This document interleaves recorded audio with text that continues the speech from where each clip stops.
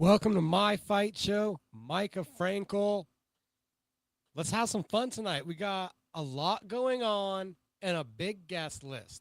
We're going to be joined by O'Ruin Guhrke from Borg MMA and Fitness, amateur MMA fighter. Second amateur fight happening next weekend, Fight World 45 at the Revel Entertainment Center this past weekend.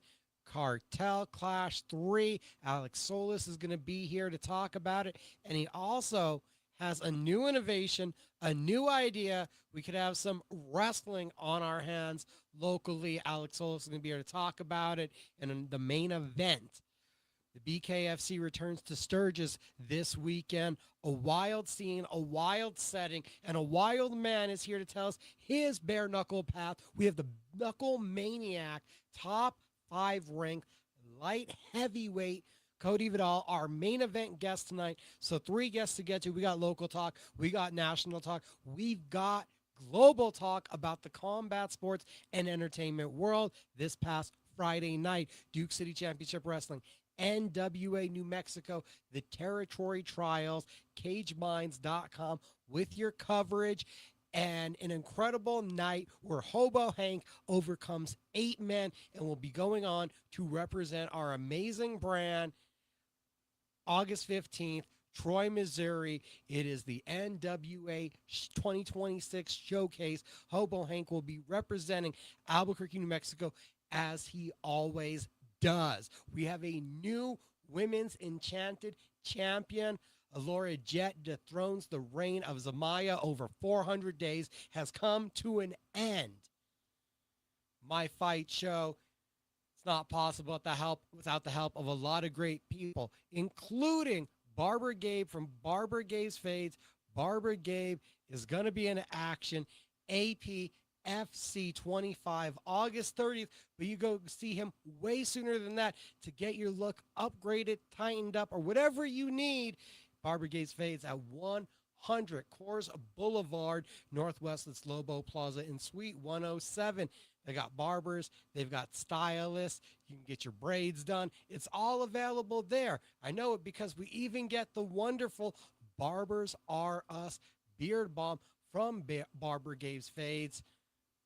It's right there. Having the beard all in check, looking good for a whole night of conversating about combat sports. Get yours and keep the look on lock with Barbara Gabe at Barbara Gabe Fades. You find out barbaragabefades.net to book your appointment. Walk-ins are always welcome. And heck, don't forget, we enhance our media. We get awesome photos thanks to Robbie Ray Images. A shout out, though, to this past weekend. The Romero Show is how you find him on Instagram. Franklin Romero did his thing covering legacy boxing promotions. New Mexico, more championship bouts coming back from the boxing genre. Josh Pitbull Torres, Christian Cabral get their UBO titles. Josh Torres with a last-minute opponent change, had to make a little bit of adjustment, had to overcome, had an awkward stylistic fighter in front of him with a bunch of looping punches, but the Pitbull picks up the much-needed win and a new trinket to add to his case. Christian Cabral got sat down, got knocked down, touched the ground, had to get back up, prove the heart and the mettle, the determination, and as a veteran does, he took over in the back half of the fight. UBO titles, 2 of them here now in New Mexico. We got Clinton Chavez. The momentum is rolling. The entire Ruben Carrigo team that trains at United Fit looking sharp in the boxing ring, putting together some victories. A 4-0 night at Legacy Boxing. Summer Heat, the legacy continues. Boxing continues this weekend. We're going to have a little bit more on that with Alex Solis, as Donald Sanchez Promotions has a huge card coming up. We talked to Caleb Medina, talented amateur prospect, making his professional debut. Excited to see that one. Wedo Shotgun Villarreal is going to be making his 3rd entrance into the professional ranks. A huge expectations on what he can do. And then you also have the veteran women in the main event where Liana Martinez takes on Amanda Lovato. That one, most likely gritty, grindy, going to be a war for all the rounds and is going to be your fight of the night contest, back-to-back weekends of boxing at Embassy Suites. Kind of what's going on local. We're going to catch up with Alex Solis and get his opinion on a whole bunch of that coming up with this weekend. We had the first women's Power Slap champion crowned last Thursday as Power Slap followed the UFC to Belgrade, Serbia, and in the main event, quite a stunning upset as Sheena Bathory, heavy favorite, huge knockout artist, goes the distance. First time cutting down to 135. My sources say that had a lot to do with a lack of form, a lack of power. Maybe there was a lack of desire because of incentives coming with a boxing career. But Abby Brave Montez, the only woman to defeat Clarissa Shields in a professional combat sports setting, picks up a stunning victory and is your first Power Slap women's featherweight champion, getting it done by unanimous decision. The heavyweight title was on the line in a rematch, and Dabian Dribble takes down Dorian Perez by majority decision. Perez was deducted a point for a clubbing foul, and that changes the fight from what was going to be a majority draw. Man, we could have got a trilogy out of this because it would have been 0, or it would have been 1-0-1, and instead we end up with the decision going the way of Dibble, and Dibble dominantly now reigning over the heavyweight division. I don't know what's next for him. Super heavyweight division, one of the more dramatic knockouts on the card. Dumpling back to form, back to being the guy that grabbed Dana White's attention, knocked out David Zawoski in the second round, and the night started off the main card with Darren Godfrey absolutely obliterating Denara Tatarov in the second round. A just vicious, hand-clenching kind of knockout. You saw the brain damage and the CTE all come together as Power Slap 22 took place from Belgrade. Next time you'll see Power Slap is going to be in September, and they will be in the home of Texas Tech, so heading out to Lubbock, Texas.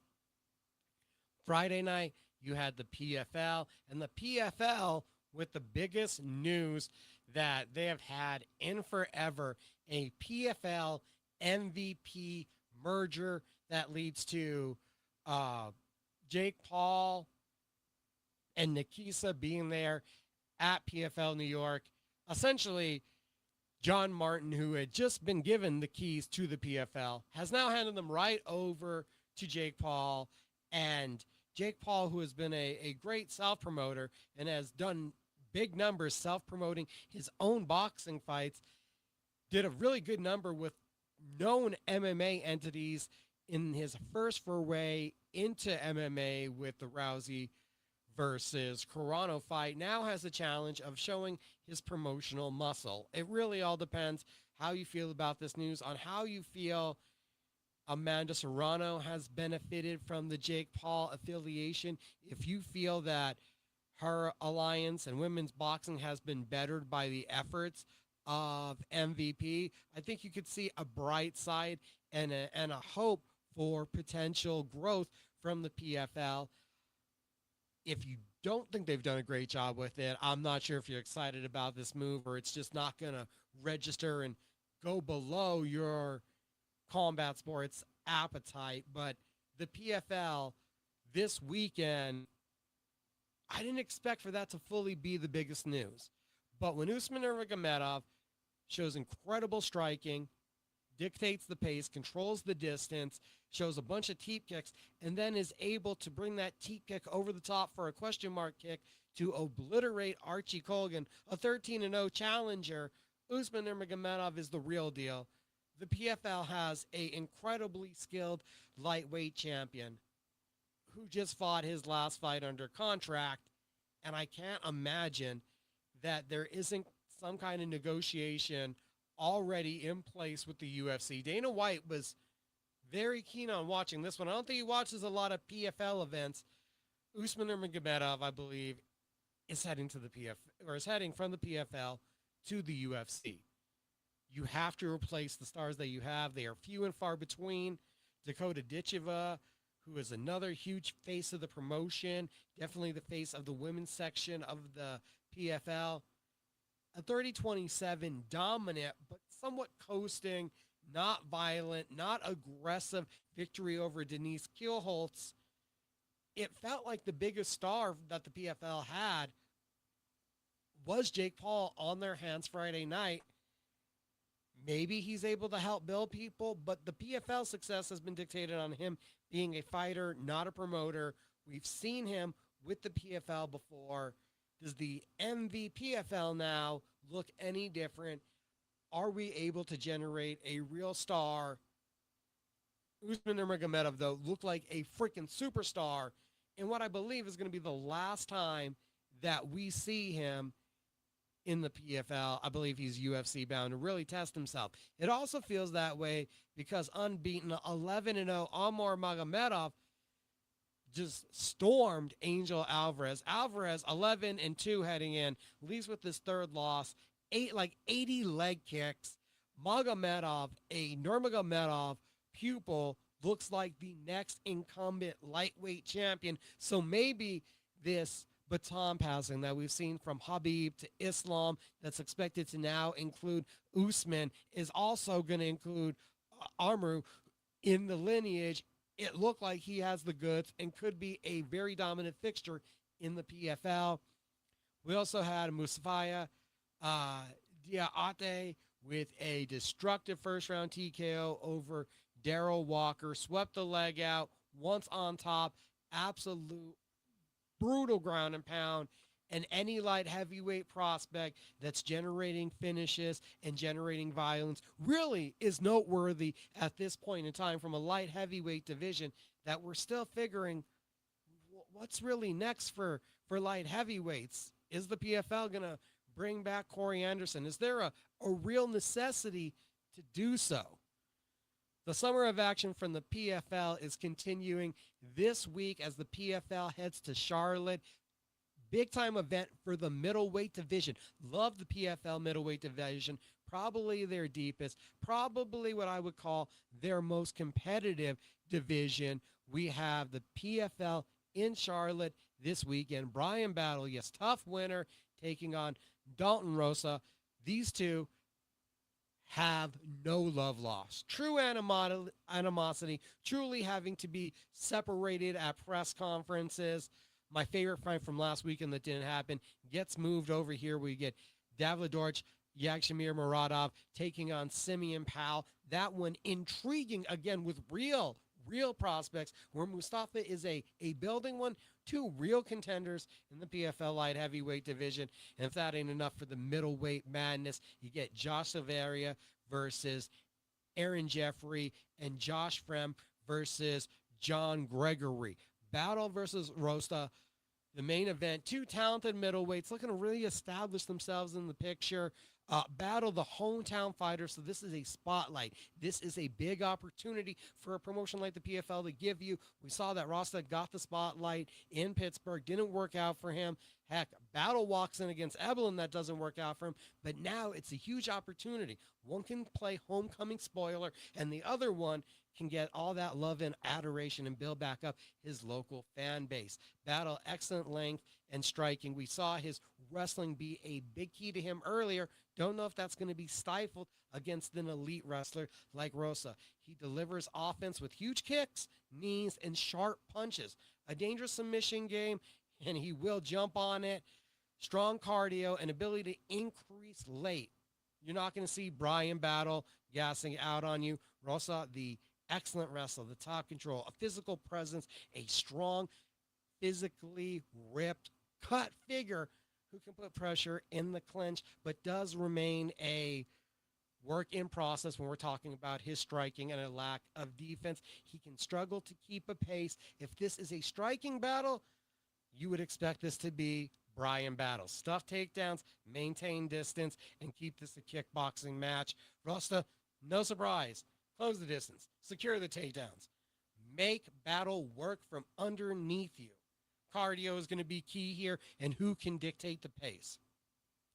With Yagshamir Muradov versus Simeon Powell, a fight that I've been really, really intrigued by, if you haven't been keeping up with this one, the veteran versus the oncoming prospect who looks to score the biggest victory of his career and quite possibly have that Corey Anderson call out, put himself in a position to fight for a title. You got Yangshamir Muradov, who they call Yags, belovedly within the PFL, massive one-punch knockout power, can be a aggressive finisher, has that wrestling in his back pocket coming from that side of the world, but isn't a wrestling first kind of fighter. He's experienced in high-level competition, and he's dangerous everywhere the fight goes. But he can be overly aggressive and leave openings. Has shown late in rounds he can kind of slow and wants to rely more on his power than bringing in volume. Pal is athletic, has the better footwork being the lighter, more crisp, more technical striker. I think he has a very solid fight IQ for a young guy who puts together good punches and has effective counter punching. The experience and the fact that he might be able to be bullied in the clinch is also a detriment. Yagshamir Muradov has only failed against the most elite of the division. This would be a statement and staple victory on the resume of Pal if he's able to get it. But I wouldn't be surprised here if it's Yagshamir Muradov, the veteranship and being able to know how to win rounds that gets this one over. But if you're the PFL, you are really hoping to see something special out of Simeon Pal from a promotional standpoint so that you're able to really manifest a reason why we need to see Pal versus Corey Anderson. I'm not sure if we are bringing back Corey Anderson just for a rematch with Yags. Again, a huge night for the middleweights. Josh Lavario versus Aaron Jeffrey. This one might be one of the best technical battles on the entire card. Lavario, relentless pressure, a huge wrestling background coming out of Arizona State. Well, Jeffrey's probably underrated. We've seen him in the CFFC, LFA, had a quick cup of coffee in the UFC that did not go the way that he was hoping to. So it's high-level wrestling pedigree with an excellent pace and constant pressure. A guy that was a undersized light heavyweight, but successful in that division, who is now an established middleweight, taking on a Canadian who is positionally strong, has excellent takedown defense, and is probably more fundamentally the better striker in this equation, the Canadian versus the Floridian. The weakness for Jeffrey is going to be if he is stifled and stuck on the bottom. It's going to be a tight, hard, relentless pace fight, and I think that the takedowns are going to make the most difference. If Silveria can find himself on top, he finds his way to victory. Josh Fram coming off of a huge debut win in the PFL, then went to BKFC, impressed then there, and said he'll be back after he does this PFL thing, but he definitely liked what he felt in the bare knuckle realm. They both need wins. Frem has consistently faced the higher level competition, but hasn't got all the results that he's always hoping for. A tall, lengthy fighter who's good with range management, solid fundamentals in the boxing, a very dangerous guillotine. While on the other side, Johnny Gregory is an explosive athlete, an aggressive finisher, has heavy punching power. I kind of like the experience, the battle-testedness of a Josh Fram who's been there and done that. The PFL, the summer of PFL, and the summer of fights continues this weekend with the PFL in Charlotte. You watch it through the ESPN app, the new ESPN app, and again, a pivotal one for the deepest division as we look to that Costello Van Steves, Johnny Eblen rematch. Who could be next in line for either one of those gentlemen? Looking like we're getting to that time. We got our first guest of the evening actually already in the studio. He's in the back. We're going to make sure that he's ready to go, and we will be back in just a second. We're going to have our first guest of the evening, amateur MMA fighter, going to be in action at Fight World 45. This is My Fight Show with Mika Frankl. We will be back in just, I think, a quick second. Yeah.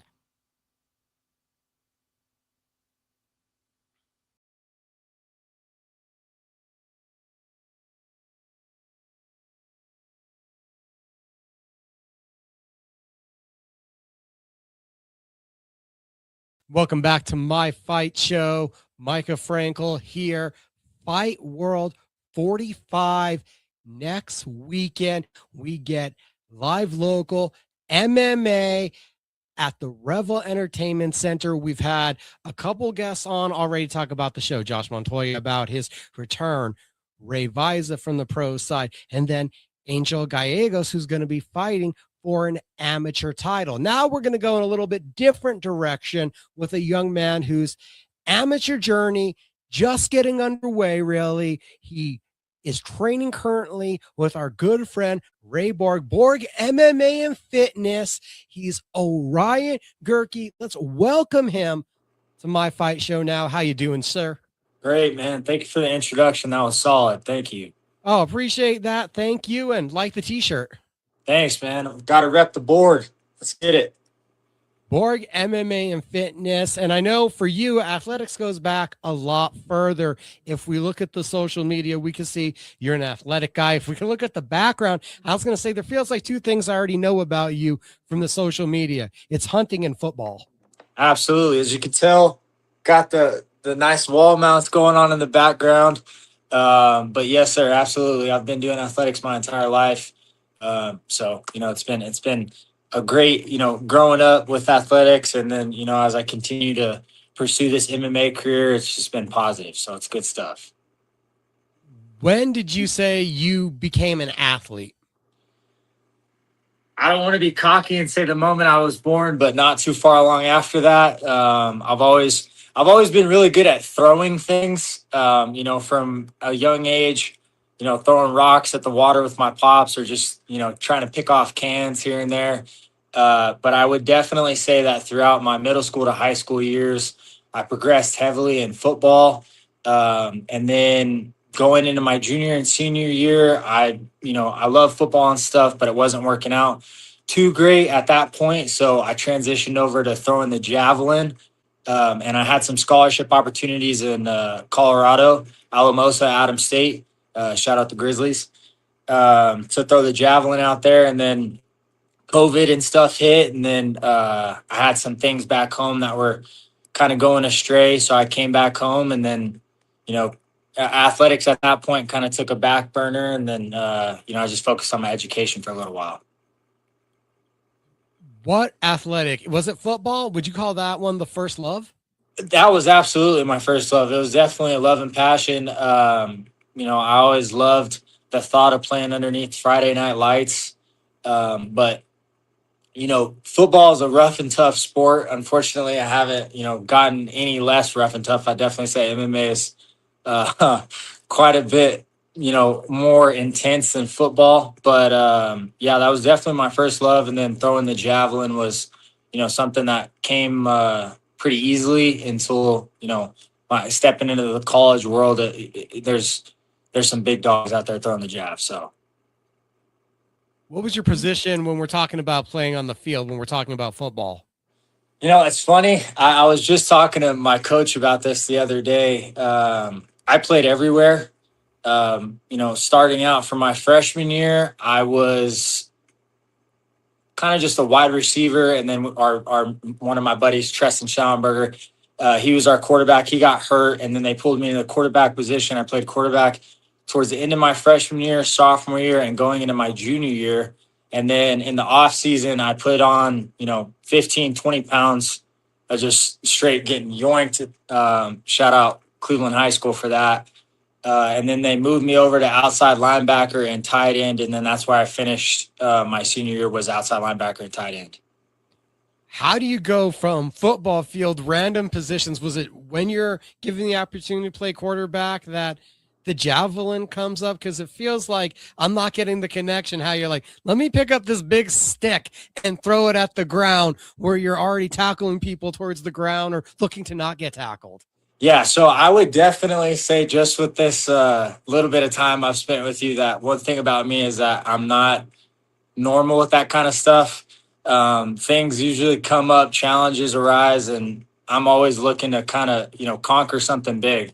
And with that being said, I would say there was minimal, things that helped me from football to javelin, but the coolest thing was always thinking about, hunting back in the day, prehistoric times, or, however you want to look at it. You're quite literally throwing a spear, to provide for your family. And that was something that I was like, you know what?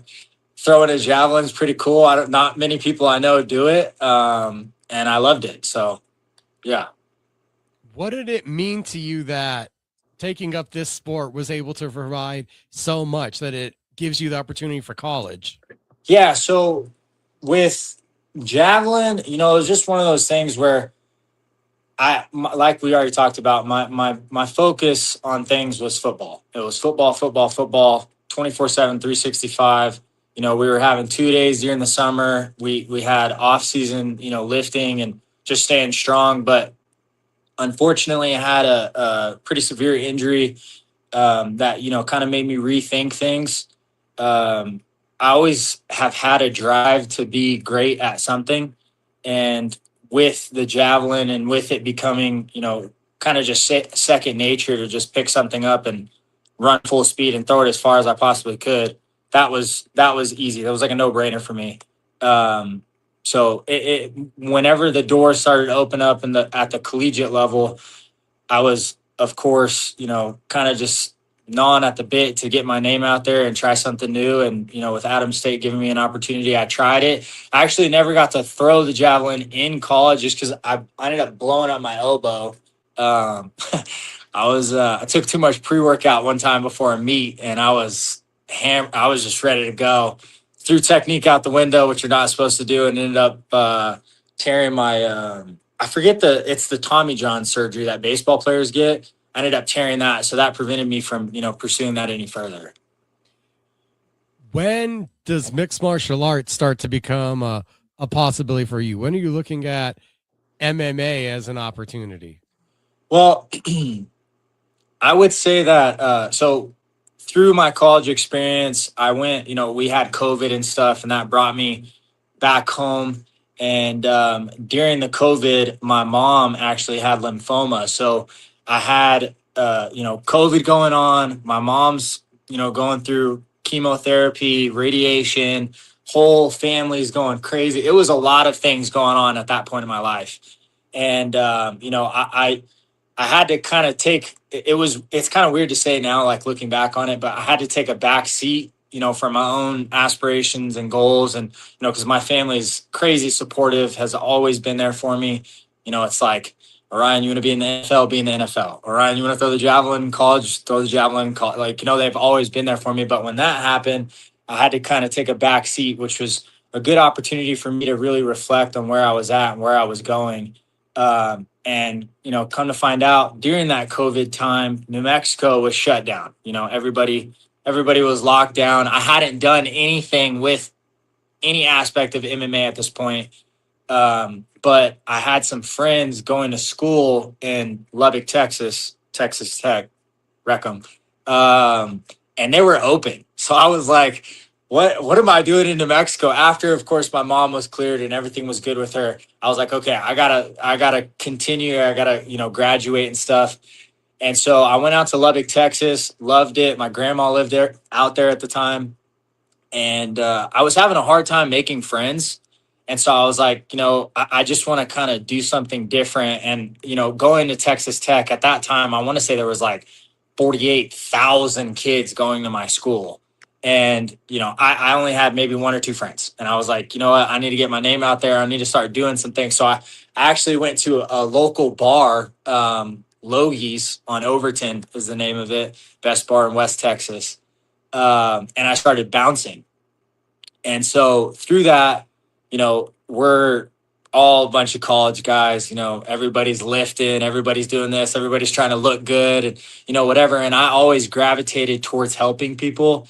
And I know in a bar sense, it's kind of weird, but a lot of things happen.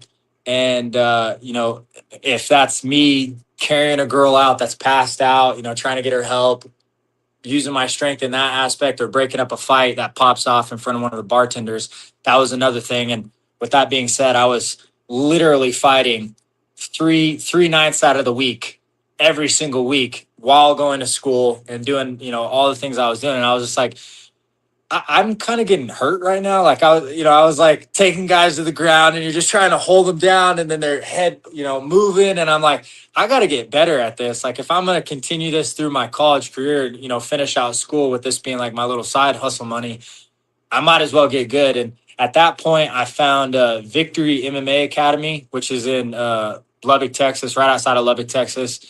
And I started training over there. I just did some like simple Muay Thai classes, some jiu-jitsu things here and there. And I was like, this is cool. But at that point in my life, it's like you're going against people, 30, 40 years old, just trying to break a sweat. And I'm like, that's cool. But then they had an MMA program where I actually met one of my buddies, Mateo. And once I started MMA and I got I don't know if I'm putting myself on blast, but I was getting whooped every day training with those guys because they were professional fighters. And once that happened, I was like, I gotta this is something I want to do. And then, I just kept showing up and, slowly but surely getting better and better out there. And then once I graduated, I came back out here and I had a lot of buddies. Damon Altamirano, he's one of my really good buddies. He was training at Dark Haven. Isaiah Garcia was training at Dark Haven. So I transitioned to jiu-jitsu. And then slowly but surely, continuously showing up every day. And then I found Borg. And then, I got some specialty coaches along the way that, have made a world of a difference. So, yeah. If you're brand new and you're training with the right people, you should be getting beat up all the time. Don't worry. It's not putting yourself on blast. It's the right, process and in learning and taking that next step in Absolutely. the game. So right away in love, it sounds like you don't do anything halfway in. That unfortunately is not a part of my nature. And that's a lot of the things that get me in trouble and also make me do good in life is I can't half butt anything. And if I'm doing anything, I'm going 110% all the time. So it's just like hunting, fishing, throwing the javelin. It's no one toe in, one toe out. You got to be 100% or it's not going to do anything. Is there any of that common feeling, that primal feeling between the hunting and the MMA? It's funny because I had a feeling you were going to ask me that. And my answer to that is going to be that, with my limited experience, in the competition setting or, in the actual cage, I would say that at this point, I'm just hunting to make it past 17 seconds. But once I make it past 17 seconds, then it's going to be hunting to make it out of the first round. And then after the first round, it's going to be hunting to find the guy's chin and then hunting to get that in, the TKO, KO, whatever it looks like, the submission win, whatever opportunity arises, I'm prepared and ready to go. So the first one didn't go your way. A lesson learned. What do you take away from that first time, though, that you got in there and heard the cage door lock? Well, I would say this. I'm gonna take it a couple steps back and just take this opportunity to shine the light on my Lord and Savior Jesus Christ. Because without Him, none of this would be possible. I'm just extremely thankful to be above ground and living the life I live. It's an absolute blessing. And with that moment, man, I tell you what, I could tell this story 5,000 times, and I feel like I don't get all the details in there. But, I kept asking Ray, I'm like, Coach, get me a fight. Get me a fight. Get me a fight. I've been training. Like, I'm ready to go. I'm ready to go. I'm ready to go. And of course, him being the good coach he is, he's like, hey, Ryan, let's get you some kickboxing. Like, let's do some more jiu-jitsu. And I'm like, Coach, I'm just ready to go, man. Get me in here. And, when the opportunity arose for me to fight at the APFC event, of course, the nerves were going. And then I found out who I was fighting. Nobody really knew too much about him. And, mentally, of course, in my head, I'm like, lock me in there with John Jones. I'm getting it done. Of course, that's me exaggerating a little bit, but, that was the mentality. So, the Mike Tyson saying of, everybody's got a plan until they get punched in the mouth was quite literally what happened.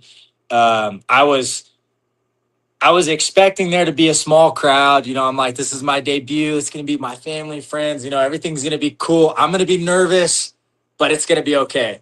And then, they added Gable Stevenson's on the card, sold out the event. I'm finding out about all this at practice. I have no idea. The week before the fight, they're like, yeah, everything's sold out. You're going to be the last fight before the main card, or the Wing C guy was after me.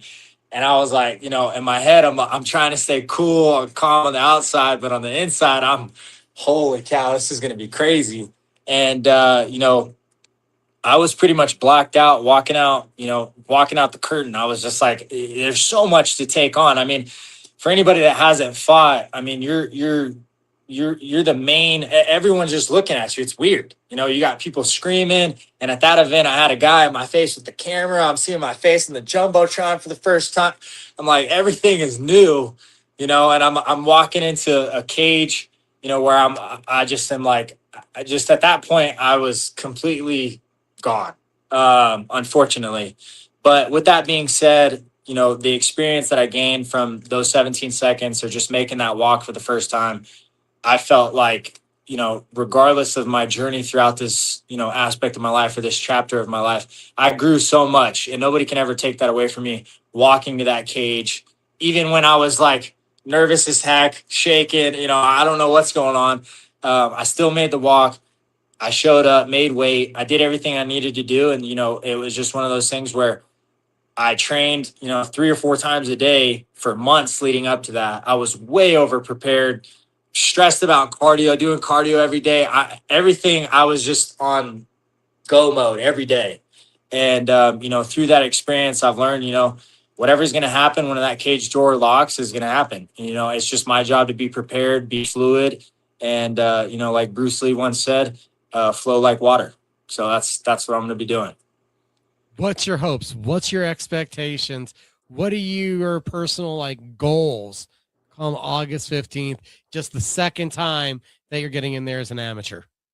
So I would say, right now I'm just looking at targets. What am I trying to hit? What am I trying to do? Right now, I'm just trying to stay healthy. I feel great. My body feels amazing. My mind is at peace. My nerves feel good. I'm locked in that aspect. And that's the next goal. The next target is going to be making weight. Once I make weight, all I got to do is weigh in. That's going to be the hardest part, is weighing in. Once I get that done, then everything else, my skills, my extra reps, the times I didn't want to go train that I went and trained, all of the things that I've sacrificed leading up to that night are going to be, it's going to be just, you're going to just be seeing me hitting the jackpot, cha-ching, cha-ching, cha-ching, cha-ching, because all those reps and everything that I've done are just going to be, adding up, and I'm going to be ready to go. So I would say that ideally getting the W. Let's just get the W. Let's get out there, get some work in, get some more time in the cage underneath my belt, and win, lose, or draw, I'm going to go out there and give it 100%. So I'm excited.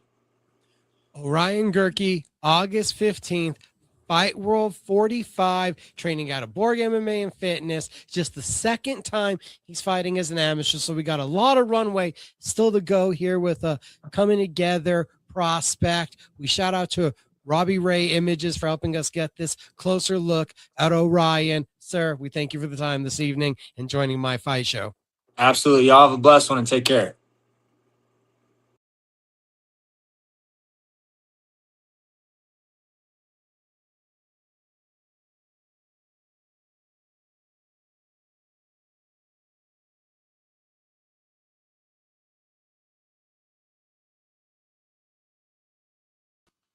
Welcome back to my fight show. Mika Frankl. Thank you. Huge appreciation goes out to O'Ruin Guhrke. First time we had him on the show. Can't wait to see him August 15th. Fight World 45. The New Mexico combat sports scene is on fire. Last weekend, Duke City Championship Wrestling at the El Rey Theater. Legacy Boxing Promotions at Embassy Suites. Kartel Clash 3 at Overtime Bar and Grill. This weekend, Donald Sanchez Promotions returning to the Embassy Suites. Your home for boxing with Donald Sanchez Promotions and the incredible women's main event, Lovato versus Martinez. Looking forward to that one. We're not done, guys. The weekend after that, we do get Fight World 45, a weekend off to catch our breath, and APFC returns to Albuquerque, New Mexico. Heck, Las Cruces, Empire Promotions, and Battle at the Basin in Alamogordo in September. The local combat sports scene is doing great. We are seeing a lot of incredible action going on. To tell us about how his event went, and what sounds like a brand new idea because he's never out of them, Alex Solis is joining us. Kartel leader is what I'm calling you now. What's up, brother? How you doing, sir? Hey, I'm doing fantastic, man. Thank you so much for having me on. Appreciate your time as always. How was last weekend? How was Kartel Clash 3? Bro, it was insane. It was some amazing people. The atmosphere was amazing. The cartel team was great. And just the athletes, the coaches, it was crazy. Like, just the skill level was amazing. Even before we get to the event, how do you talk Donald Sanchez into doing that video with you where you're choreographing to the song that you're going to do? And I know Donald, he's that thug in the club that stands on the wall. He don't dance. It was hard, man. It's funny because me and Donald had gotten very close, and I told Donald, like, you know what, like, we have to make a video like this because people always see us with tattoos, with cauliflower ear. They see us the tough guys, right? And I was like, this is a great way for people to see, like, the fun side of us, the side that people regularly don't get to see unless you're, like, in our circle. Still, that was totally Donald. I think we got more of your personality. That's funny, bro. I know. I had a good time. Also, I got to bring it up to you right away. I shared the clip a couple days before the event. It looks like we had to change the battleground. We went with the platform instead of the ring after all. Yeah, we went with the platform. The only reason why we did this for the safety of the athletes, what Donald and I were kind of scared of was that if someone went to go shoot or do something, we didn't want someone's leg to get wrapped around the ropes and break a leg or something like that. So we're like, let's go ahead and just not do that. So we went ahead and got some extra guys to help us for stage detail to make sure that no one fell off the stage. But thankfully, it went amazing. No one actually fell off the stage, which was great. Yeah, I knew that was a big concern heading in. We had talked about using the ring just to have like a boundary to keep everybody in bounds. But again, with the ropes, you're right. A limb can get caught up in there quite easy. You see it in boxing and bare knuckle boxing, Yep. where an arm just kind of gets wrapped up all of a sudden. Yeah. What was the highlight of the event for you? Bro, it was crazy because the way that we match make, right, is like we match according to weight, age, and skill level. But in our application, we always put in there like, hey, are you willing to move up on skill level or weight? A lot of people are always down to do it. I mean, it's not, jiu-jitsu is not what it was 5-10 years ago where like blue belts were blue belts, right? Like there's some blue belts now that are just killers. Like, for example, we have one of my athletes, and Maximus Munoz out of G13 in Belen. He's an orange belt, and he beat a blue belt, an adult blue belt. The parents wanted him to move up, and he just, bro, he got him in a flying armbar. Oh, all right. Something fancy even. Yeah, it was. He won fight of the night for his category, so which is crazy. How did the travel go in, and all told, were you able to keep count of possibly how many different schools were involved in the event? Yeah, there was over 13 schools there from 4 different states. 13 schools, 4 different states. For you and the team with Kartel, what does that mean to see the reception, to see that kind of participation? It's amazing, man. It's amazing just to see the growth. Like I always tell people, like, I want it to be like, if you go to my tournaments, you're going to see the difference in the atmosphere. It's not your typical tournament. We try to make sure that everyone like goes, like, the way that I look at it is I want to throw like a big party and have everyone come over and have a good time and be safe and just make friends. And that's exactly what my tournaments are all about. With that kind of impact, that kind of thought process, what were some of the stories that you got of how this event has benefited people and how excited they were to have this platform? Just a lot of people so thankful for the opportunity, like just having them be able to compete against someone else, especially here in New Mexico. You kind of go against the same people over and over and over. and being able to bring people from different states and different skill levels, and it just helps exposure. We had the hot spot on there. There were like an additional media team. We had our great photographers. We had broadcast. It was crazy because at the same time it helps people get exposed on how amazing athletes we have in the state, and it helps them, get reached out by other sponsors and other teams that want to recruit these guys. And that's what we're all about, man. We want to make sure that we help people grow. You talked about a great submission. Was there a specific match that was match of the night? Yeah, so we had these guys from Clash 2. His name's Brent Bows, and we had Noah Rodriguez. Noah's from Vagabond in Odessa, and Brent is from Next Move in Rio Rancho.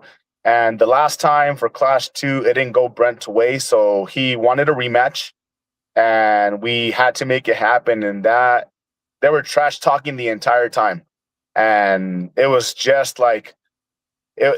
The crowd was so engaged. They were booing, they were yelling, they were screaming. There was so much emotion in it, and it went to we did EBI rules this time, so it went to overtime, and man, it was just a spectacular match. Okay, well, that leads to a whole bunch of questions. What does it mean to you, and what were you thinking seeing that kind of emotion? It's your event, and you're there like, we created this. We put this platform together to see that emotional of a response. It's very emotional for me. The reason why is Kartel Clash 3 probably is the most emotional event that I've had, just because whenever I started Jiu-Jitsu Kartel, like a lot of people told me no. A lot of people kind of shut the door in my face. And I didn't give up. I continued to push forward. And it was great because Professor Pedro and Professor Ox were our referees. They were the first ones to believe in me to start the brand. And then I started Jiu-Jitsu Kartel at OT with Donald Sanchez. He was the first one to give me a chance. He gave me a little 10 by 10 to sell t-shirts. And that's how the whole idea happened. So just being able to have it there, feeling everyone's like emotions, it was just very emotional for me. And I was like, wow, like it's been 13 months since we started Jiu-Jitsu Kartel. And I know EBI rules, that can be a controversial topic on its own, especially when you get to overtime and back position or the spider position on the arm. How did you feel that incorporating EBI rules played out? It went amazing. Obviously, we had a coaches meeting. We had the athletes, we had the coaches, and we answered every question that everyone had. So everyone was aligned, and it went great, man. No one really complained. It worked out in everyone's favor. I know before you can even take a deep breath, before you can even walk out of the venue, Kartel Clash 3 was great. When's Kartel Clash 4?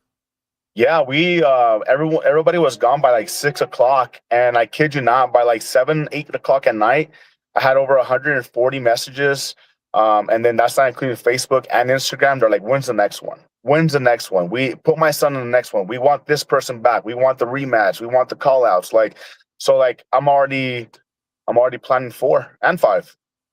Planning 4, planning 5. Any other news or anything adjusted? Anything we need to know about Kartel Invitational? Any news on that front yet? Yeah, so we have 7 teams right now. We're still looking for 3 more. Regardless if we get 3 more or not, we're still gonna make it happen. The grand prize is still gonna be $3,000. We have some amazing athletes. Like I said, we have some guys from Kingsway out there in Austin coming down. We have amazing athletes from Colorado coming down. We have guys from California, Arizona, Texas coming down, and then we have 2 teams from New Mexico. So it's gonna be insane, man. And now, am I seeing you have a next innovation, Kartel Wrestling, possibly coming? Yeah, so we're gonna call it Clash of the Wrestlers. So me and Donald are gonna launch this. It's gonna happen in October. I'll give you guys a date here soon, but it's something that we had a meeting with yesterday, and it's something that just sparked. We've thought about it for very many months. Actually, my wife is the one that thought about it, and I was like, it's gonna be so hard to make it happen. And we have had some amazing response to it. We already have Henry Cejudo's team out of Arizona that's interested in coming down. They're gonna bring a bunch of their athletes. So I'm telling you, man, it's gonna be crazy. We've seen with Real American Freestyle, with UFC BJJ, Flow Grappling was a forefront on it. that the grappling industry is just growing. The grappling participation and the acknowledgement in the combat sports world, I think it's just getting more and more appreciation. I agree. And then me and Donald have teamed up. We're gonna partner up. We're gonna be launching some new things that are gonna it's gonna blow everyone's mind. So we're not gonna say what it is yet, but it's gonna be big news to everyone. Does that mean you're going to be front row center this weekend, Embassy Suites? I will be there. Have you been to a Liana Martinez or Amanda Lovato fight? Have you ever seen either one of our two headliners fight?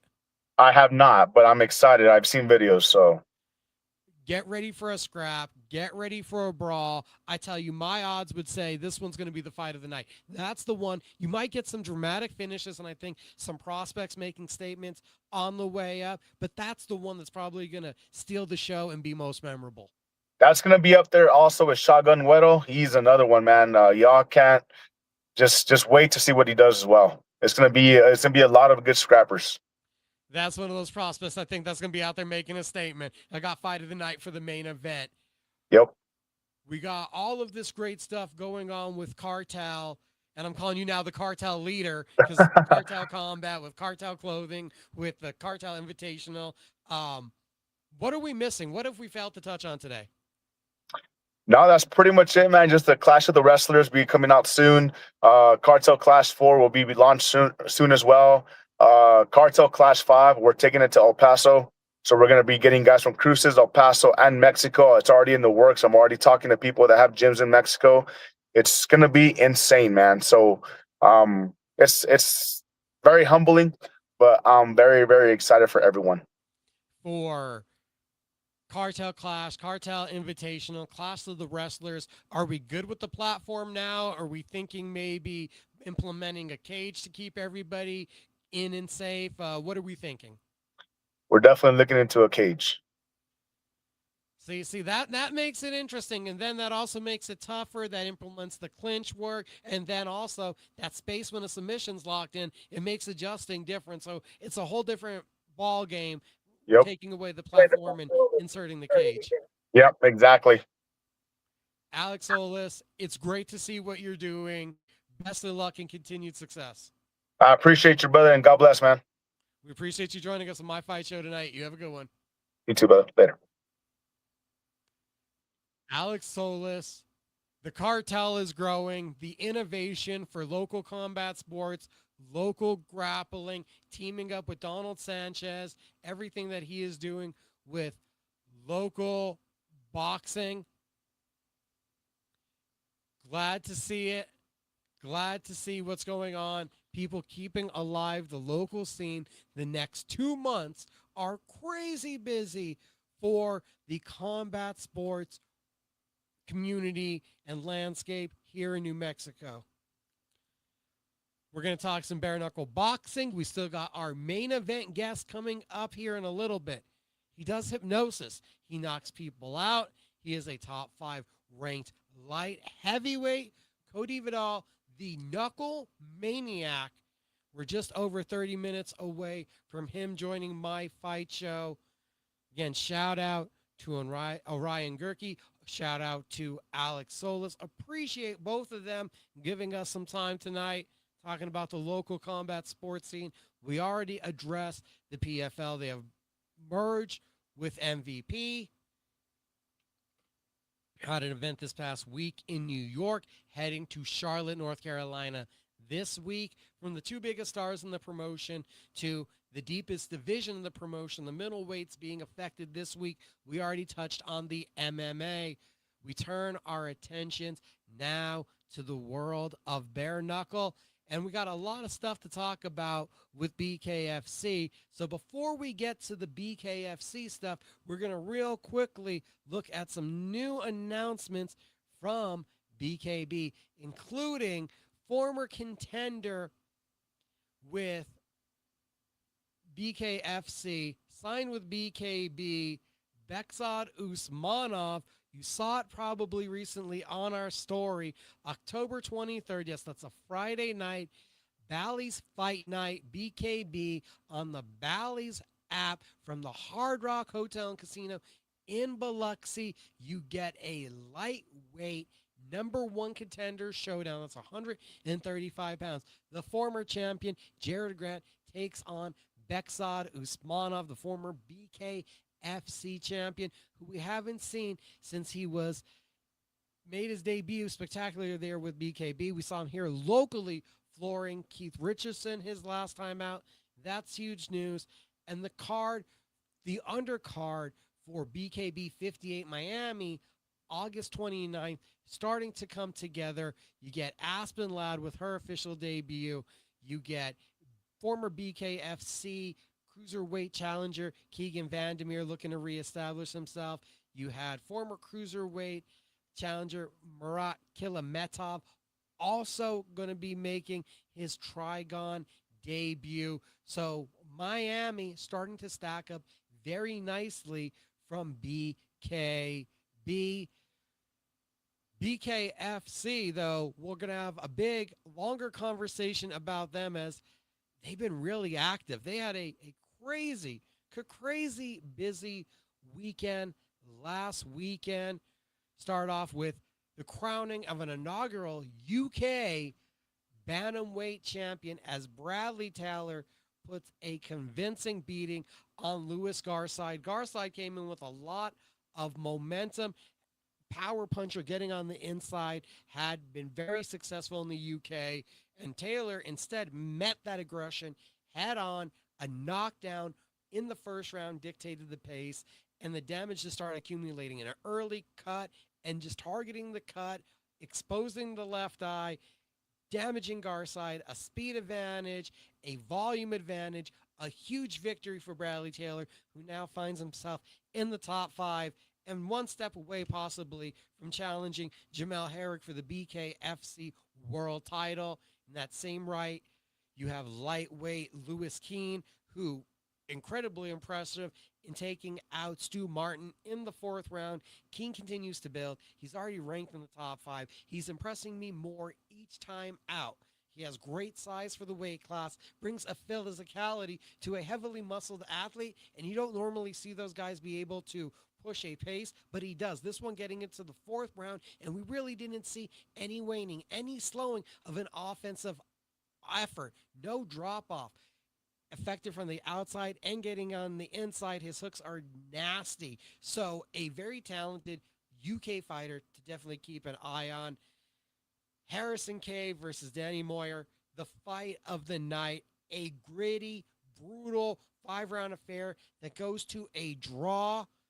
Close as could be, split across the board on how the judges were seeing the rounds. Plus, you had 4 more other incredible knockouts as the BKFC was in Newcastle.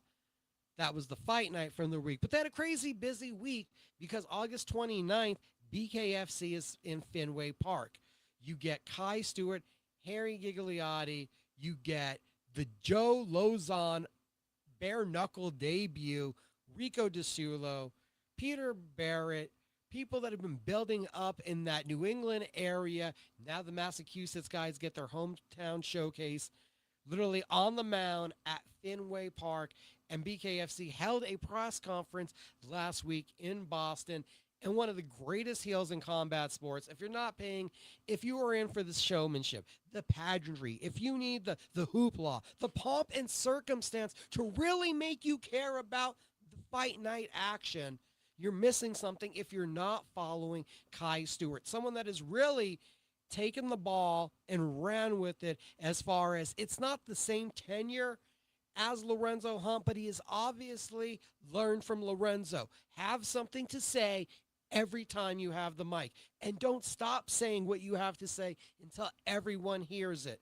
The King is annoying to no end. He brings up his mustache. He has already antagonized Miami to where he is, and this is a quote from him at the press conference, he had the Cuban mafia after him. And now he's just there belittling all of Boston, trying to draw their anger and ire and see how he can become basically a New York Yankee. He wants to be that villainously hated in Boston ahead of this fight to come in and play spoiler. I have already suggested to him white with dark blue pinstripes. That's the way you got to go. If you want to go all the way in, go all the way in for the baseball theme and get that hate on you. Any words on Alan Nascimento? Yeah, incredible tragedy. Our condolences out to the Shuto Box team. I know that I saw recent comments that Charles Oliveira, the emotional leader and the team captain, he's the quarterback in the room, is taking this one very hard. It's incredible tragedy. If you guys haven't heard, UFC flyweight Alan Nascimento, unfortunately, passing away in his sleep from a heart attack at 34 years old. There's a lot of question to be wondered how that could happen to an athlete of his tender, how something like that could happen to a young man that was in the, if not his athletic prime, just outside of it.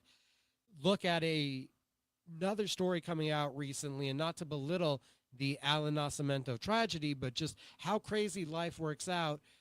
Danny Silva, who I've once upon a time had the opportunity to interview, he has had to pull out of his August 22nd fight, UFC Sacramento. Long story, after a rib injury, some treatment, he went on a run. He ends up feeling unwell during the run, toughs through it, goes home. When he's disrobing, he realized that he has inflammation on his neck and ribs to the left side. He ends up checking with medical professionals, going to the ER, spends 3 days in the ER. Danny Silva is now on medication for blood clots. And a lot of the talk from the doctors, according to his post, was that if he wasn't in such phenomenal shape, he might not have been able to survive such an ordeal on his body. And that's just unfortunate that a guy that was in such great shape like Alan Nascimento was unable to. A horrendous situation. Our condolences out to all of his loved ones. Saw that in the comments as we were talking about bare knuckle. It's my fight show. I'm Mika Frankl. Every like, every share, every subscriber, hugely appreciated. Like the support we get from Barber Gabe.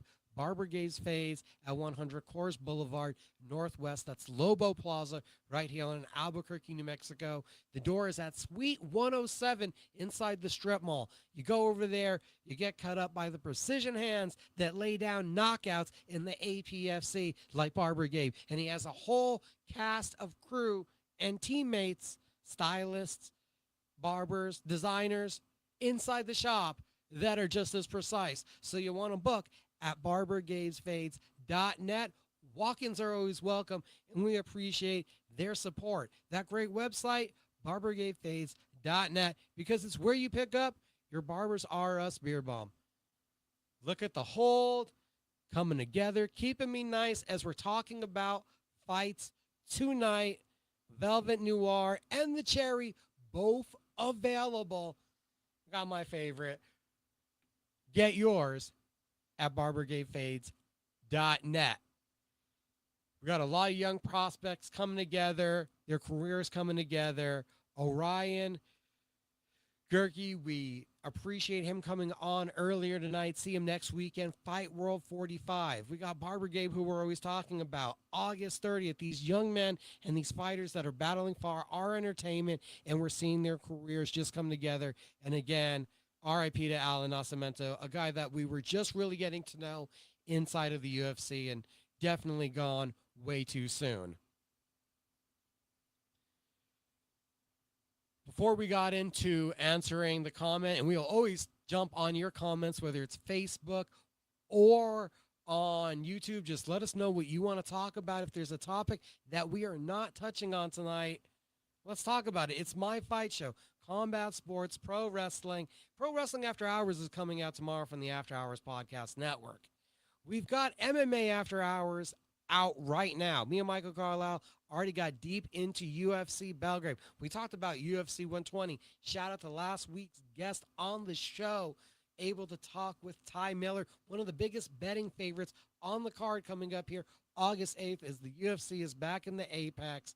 Incredible main event, in my opinion, where you get to see Quillan Solakid, top-ranked lightweight prospect. Who knows how far his ceiling is up. Taking on Matthews Gamrot, battle tested. He's only lost to the elite division. Presses an insane pace and uses his wrestling. It's just the finishing power isn't there. And Salika definitely has that killer instinct. I am captivated by this weekend's UFC Fight Night main event. Like, share, subscribe, rate, review. Every time you do that, it really does help what we're doing here at Cage Minds and My Fight Show to keep building the brand, to keep covering the combat sports that we all love.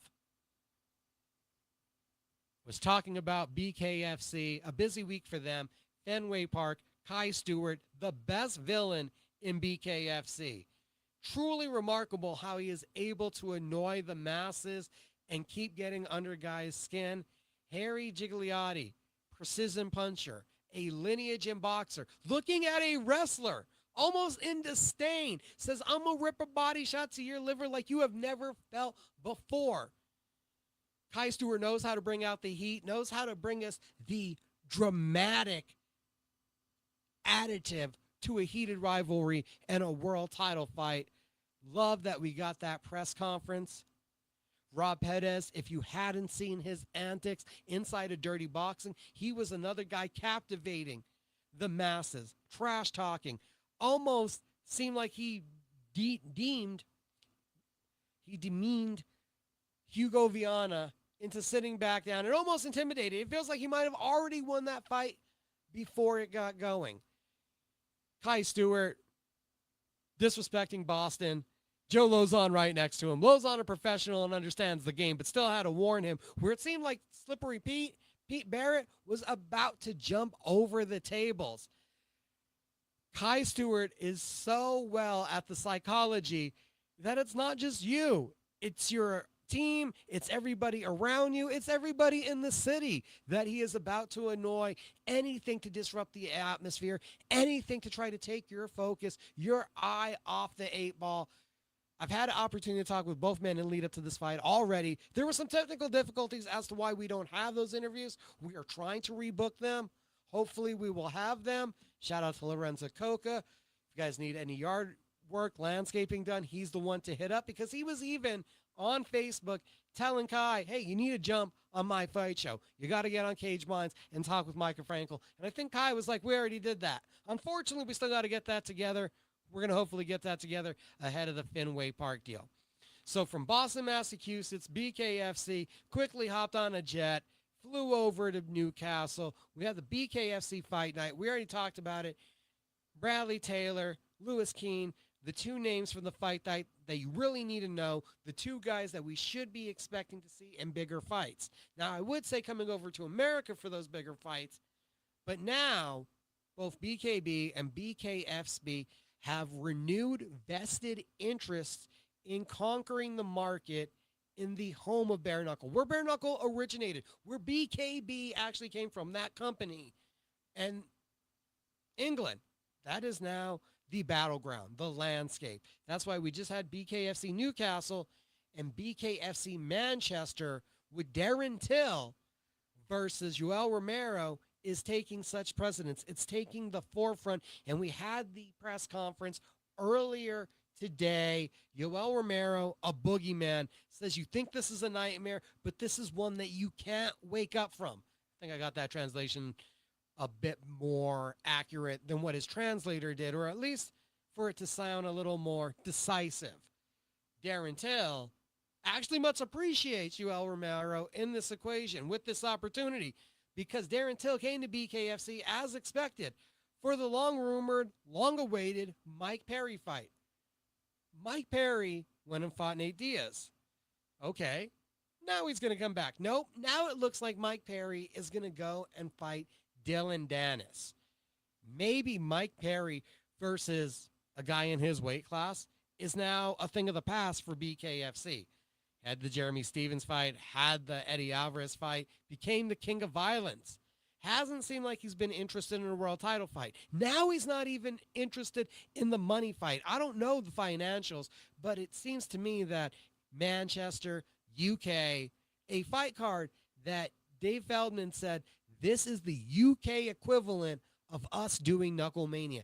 This card is bigger than Knuckle Mania for this audience, for this market. So telling us this is a second mega show this year, I got to imagine that all efforts were made to have Platinum on the card, to put the end to this rivalry, to make a fight that people have wanted to see outside of the UFC for years, with two guys that have coyly trash talked around each other and always made it seem like this fight was going to happen. And now we're left here, I wouldn't say holding a bucket, but we got a really great substitute. Yoel Romero is explosive. He is dangerous. He is an ageless wonder. I saw a joke on the comment section of the press conference that said, do we know what kind of deal he made to become immortal? Ageless wonder, athletic freak. Darren Till, more precise, more accurate, a little bit more experience when it comes to the traditional boxing. And we just saw that going over to Russia. Whether you like the scorecards or not, probably I'd listen to you if you tell me Yoel Romero won at IBA Bare Knuckle. But he was in a competitive fight. It's possible for this version of Yoel Romero in this sport to be dragged into a competitive fight. And after seeing that bout, if Darren Till has the toughness to stand up, maybe we do get an all-time classic. Darren Till, Yoel Romero. Dave Mundell coming back, defending his BKFC middleweight title. A huge opportunity as the BKFC is making this big march towards the exposure and towards getting their name more throughout the battleground of the UK. It's interesting that they have both chosen the UK to really be a battleground for putting on bigger and bigger fight cards. You saw that with BKB 2 weekends ago with the debut of the Vargas brothers, with bringing in an Aaron Chalmers, not to mention Mick Terrell's return. And now this massive card on the heels of some UK title fights. Interesting the direction, the market strategy, and what is important to the two biggest bare knuckle companies in the world. As we await for Miami at the end of the month for the Trigon to return, BKFC is continuing their schedule. I wouldn't say at a blistering pace, but it's quite rivaling UFC at this point. This weekend, we got another one after last weekend having one. And this weekend, it is the third year in a row that BKFC returns to Sturgis, the nation's biggest motorcycle rally. Outdoors, always a vibe and an atmosphere. Fight night is opening night for Megadeth. You get the fights and then you get the concert. Not sure if it's all going to be on the BKFC app, but to be there and to be live in Sturgis, that's a vibe. An all-time historic metal group and some of the craziest violence and entertainment you could possibly have on tap. A huge one in the cruiserweight division as Brian Aitchison, 5-0, takes on the 4-1 Mike Jones. Heavyweights, Bear Hill versus Brady Mister in your co-main event. Trevon Kroger is an interesting prospect developing at 3-0 in the BKFC. And as I looked at the card, even though Josh Oxendine is no longer a part of it, there was another name that just jumped off the board to me. Clay Collard makes his BKFC debut. PFL vet, UFC vet, the same Clay Collard who was giving prospects the litmus test and fits inside of the top-ranked bubble in Las Vegas. Such a notable veteran sneaking onto the card that I did not notice. So Bare Knuckle returns to one of their signature destinations. You got to love the motorcycle rally, the outdoor vibes. I've talked to Wild Bill Albert about fighting out there, the crowd, the heat. He saw Conor McGregor out there, the kind of show that you're able to put together when it's rock music, bare knuckle, and a motorcycle rally put together. On top of it, you get one that really matters to the cruiserweight division. Current cruiserweight champion Alessio Sakara looks to have business at Ironweight. Interim cruiserweight champion Esteban Mohawk Rodriguez is set to take on Stephen Mohawk Townsend in September in Hollywood, Florida, in an ironweight fight. The cruiserweight division is wide open, and Brian Aitchison versus Mike Jones get to take advantage of this opportunity. Aitchison is quietly one of the fastest rising cruiserweights in the division with that record. Jumped out to a 2-0 start, showing composure, durability, punching power. 5-0 in bare knuckle, 7-0 in MMA, 7-0 as a fighter. His 2 MMA wins are first round knockouts. His amateur career was quick and devastating. One of these guys gets a lot closer to the championship picture. Well, Mike Jones is coming off of a knockout in June. Jones has put together quite the win streak of his own. Overall, it's 5 in a row as a fighter.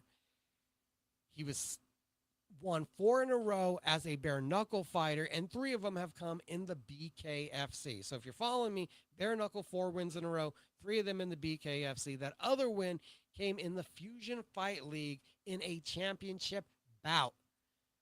Aitchison and Jones were actually already scheduled to fight earlier this summer. They were going to kick off the summer battling for the Fusion Fight League title, and instead it gets moved to this dynamic setting where a world title implication is on the line between 2 dynamic power punchers that have definitely brought their games together. So the cruiserweight division gets a big one right now with 2 finishes. We haven't seen Aitchison in a while.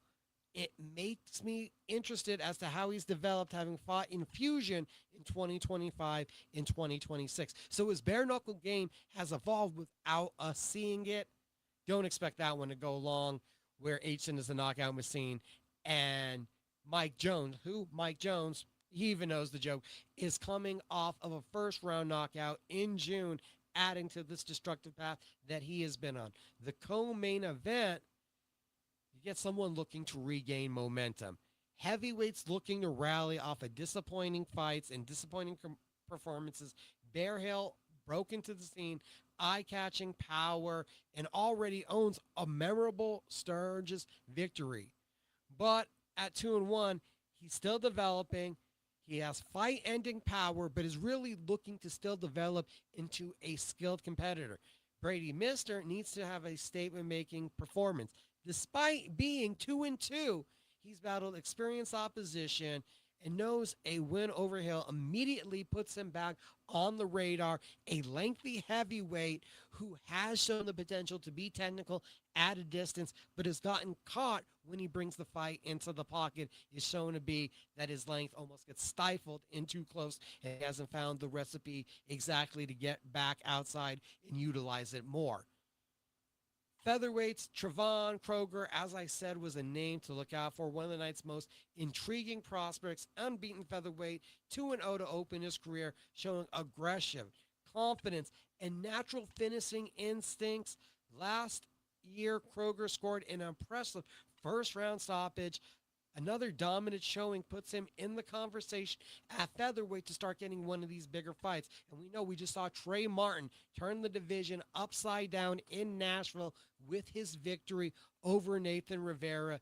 There's oodles of depth, and it's very easy to quickly make an impact at 145 pounds. At 165 pounds, one of the, again, more intriguing debuts to me, it's Clay Collard. Clay Collard has built his combat sports resume in one of the most unique ways possible, with going from the UFC to the PFL, having made that stop in between with Top Rank Boxing, having showed that his boxing translated from MMA to real prospects, giving guys fits, showing his durability. His kicks were underrated in MMA, but it's the handwork that we have to concentrate here on bare knuckle. Well, he hasn't been the most aggressive, guys. He can up it. He's always willing to exchange. He's experienced in the pocket. I just think he has to recognize right away with the danger aspect of bare knuckle, where it can go wrong quickly. He's not going to be able to absorb shots. He's going to need to get on the offensive right away. His durability is not going to be an attribute here. if you choose to stick it out in front. It has to be something that you use in a measured aspect. If you're trying to be too brave, use that durability too head on, that only becomes a hindrance, and then you're just a punching bag. Ancient's climbing towards title contention. We're looking to see if Mike Jones can stop him.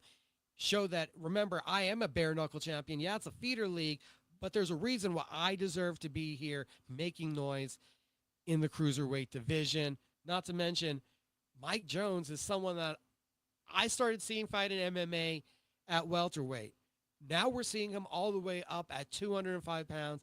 Does the natural size of Brian Aitchison come into play at some time? That he is the naturally bigger man, that he is the cruiserweight, the ironweight. There's no way he is dropping down to middleweight. Javon Kroger can emerge with another dominant win, the featherweight division. When you get past Harry Gigliotti, we're looking for James Brown. We're looking for Brian Duran. We're looking for the return of Nico Gaffey, and to see who's going to be the guys that are giving them their challenges. Kroger could turn out to be one of them. And Clay Collard, to me, it might be flying under the radar, but his arrival is huge and could really mean something as a tough, gritty veteran in the welterweight division, where you're looking to redefine that division post Austin Trout, with Dustin Page having the title. Julian Lane looked like he was making momentum, and now it has become Page's division. And I wouldn't be surprised if Bryce Henry has a huge thing to say about the future and the direction of the BKFC welterweight division. Cody Vidal is one of the most entertaining personalities in BKFC. He's belovedly known as the Knuckle Maniac, has embraced a larger-than-life character. He has taken on that NWO, New World Order lifestyle. I don't know if it's Hulk Hogan. I don't know if it's Macho Man Randy Savage, but he has that throwback personality. He's already talked to us as a public, as a general bare knuckle audience about the power of the mind. A hypnotist who puts his fists all over you has taken the division by storm, showing his enormous punching power. And what he did to Jody Escobar made a statement over a former BKB champion. The persona, the fighting style, a driven man. Our main event guest is going to be along in just a couple minutes. And with all of our talk on bare knuckle, I'll be honest, everybody, I have definitely got to catch my breath. Give me just a second, and we'll be right back on My Fight Show.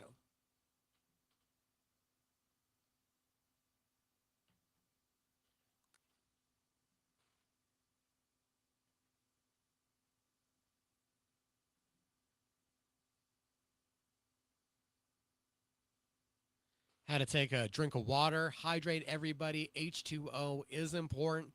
The summer has been hot. Keep drinking the water. Keep yourself quenched, refreshed, and not dehydrated. Not a sponsorship thing, just like drink your water. It's a good idea. It's good for your health. We're going to have the Knuckle Maniac, Cody Vidal, joining us as our main event guest just a couple minutes out from that. Right now, ranked number 3 in the BKFC light heavyweight division. He's been a crazy personality, and that's what it's taken. It's been the personality. It's been trying to stand up. It's been trying to stand out. It's that same mentality. Who wants the ball? Who wants to run with it? Who is going to put the promotion on their back? Everybody wants to fight for a title, but show us why you earn it. Cody Vidal, with the win over Simpson, with the win over Escoboza, with this larger-than-life character, it really does feel like coming off of a very competitive draw against Brandon Conley, where Conley loses to Simpson, a huge rebound against Mendoza just last month. It all puts himself in a very interesting position. I'm still wondering, what is the true fate of the light heavyweight division with the thought that Lorenzo Hunt is not just your light heavyweight champion, he's your ironweight champion. We're still looking for those ironweight rankings to come out when we get more ironweight photos or fights going. But with Esteban Mohawk Rodriguez looking at moving up, you got to ask yourself, is Lorenzo Hunt going to go from fighting at his walking around weight to still wanting to drop down to 185 to defend this light heavyweight title? With Dyer and Warren having already been taken care of, with Vidal beating Escoboza, and Richmond somehow still ranked in this division, but having dropped down to middleweight and having a loss to Johnny Garbarino, who I can't believe isn't ranked. And we have guys like Marcus Edwards and Dakota Cochran, who I believe have just been benched, that are still ranked.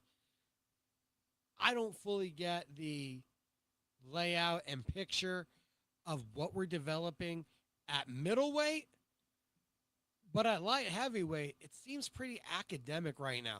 If Lorenzo Hunt is returning to 185 pounds, Cody Vidal would be a very likely title challenger. He has the upcoming challenge of a Joseph Greer, who himself is a lengthy, technical fighter, a Muay Thai background, a lower volume but high accuracy distance management fighter, 6-3, a wealth of experience. It feels like this is on a 3-fight win streak since the loss to Jared Warren. This is Greer's opportunity to regain a title shot that I think he thought he deserved a while ago. He stumbled, and now he's back. On the other side, Vidal already being ranked feels like the most accurate and rightful challenger. Knuckle Maniac should be joining us any minute.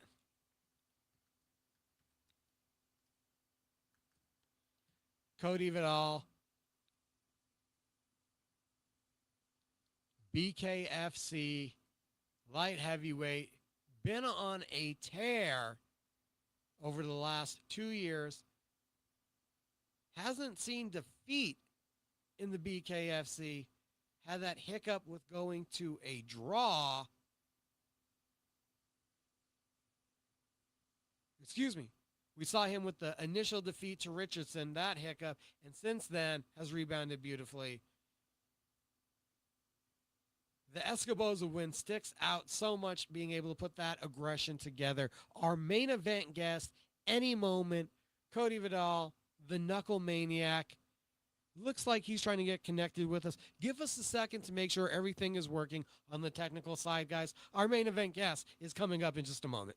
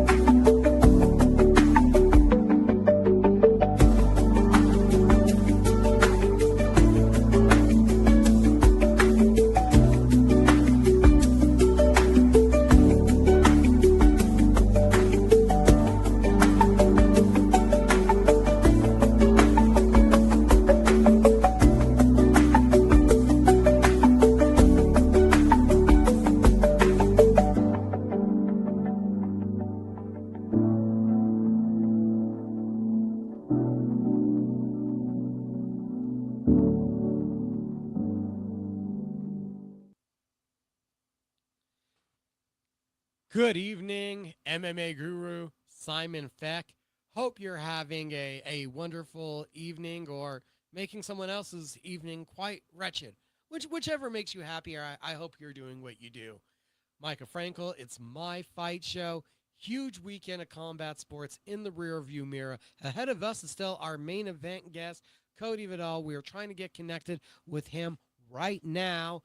I believe the Knuckle Maniac is joining us all the way from California. And I have truly been ecstatic and waiting to do this interview for a long time. let's welcome in top 5 ranked, the number 3 ranked BKFC light heavyweight. What? What? What? Did you just say number 3? I was reading that from the website. You meant number 1. I'm your favorite fighter's favorite fighter. Lorenzo Hunt said the most underrated fighter is Cody, the Knuckle Maniac Vidal. What? When you hear something like that from a double champ, from a champ with what Lorenzo Hunt has did, Triple champ! That you're aiming for, what does that mean? That means exactly what it means. That means that I am number 1. He knows it. Everybody else in the division knows it. People in the division below, people in the division above, they all know it. Nobody wants to fight a guy who's only 5'9" and doesn't even train and can still beat the fuck out of your brain. Wow. 5'9", doesn't train, can beat up your brain. He is a mainstay here in the bare knuckle world. What brought you to bare knuckle? I came out of my mother's womb, and before I came out of my mother's womb, I had no gloves on, and I was beating on those walls. I was beating on those walls, and I was screaming, and I was gleaming. Get me the hell out of here so I can win the BKFC championship. And that's the bottom line, because the Knuckle Maniac said so. The energy of the Knuckle Maniac is unparalleled. Did you always have this kind of energy, this vitality? My last name is Vidal.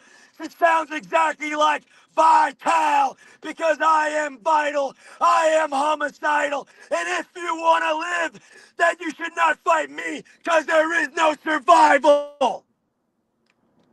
And the guys that have been fighting you recently haven't been surviving. You have one war that went all the way to the judges. And since then, you've been on a tear. What has been the coming together over the last 3 fights that has seen you put together this trail of destruction? I am who I am. I am who I am. It's that simple. Most people train 2 times a day, 3 times a day. They take their vitamins. They drink their chocolate milk.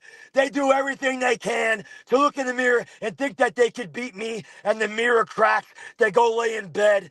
They lay down their head. They close their eyes and they see dread. Because I am the nightmare. There is no dream. I kill them all. Just like Metallica's very first album. You know what I mean.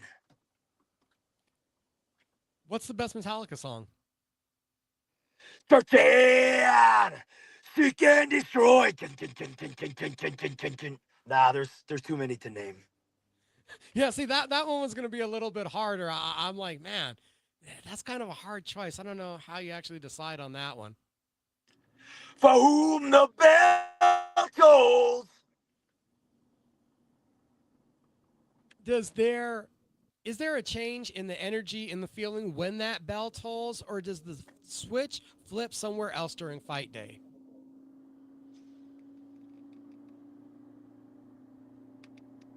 When devices come out of the factory and they're missing switches, they typically get thrown away.